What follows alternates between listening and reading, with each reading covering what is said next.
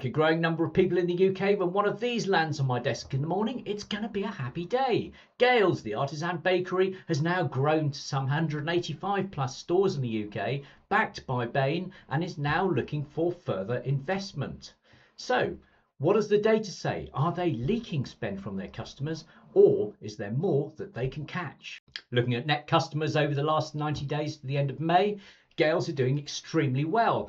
Only themselves, Black Sheep and Pret, have actually recorded positive customer number growth, where others, in particular Costa, have slid back rather painfully. What's more, when we look at geography, Gail's are winning the highest average transaction out of their sector, where there's just over £12 landing in the wallets, in the tills, should I say, of Black Sheep coffee from each customer's transactions. We're seeing over £16 land for Gail's. That is a tremendous result.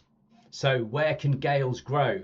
In this particular graph here, we've looked at where they are leaking revenue by splitting their customers into deciles from 1 to 10 based on the level of ownership of that customer spending sector that Gail's owns. And so they own 100% of the spending sector by 10% their customers. Next 10%, 69, next 10%, 40. That is not as good as some of the established players. When we look at Costa, they may be leaking customers at the moment, but they actually hang on to more of their customer spending sector. And we actually see a similar picture across the board. In fact, there's only Black Sheep that performs a little bit less than Gail. So there is a tremendous opportunity for the business to continue to grow revenue simply by taking more money from existing customers.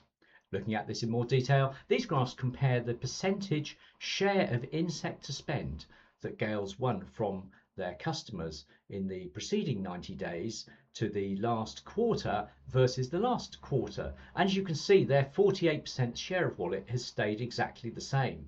Whereas when we look at some others, in particular Pret, who've also grown their customer numbers, I'll just click through to this, you'll see they've taken an extra percentage of their customer spend in sector, and each 1% is obviously hugely valuable.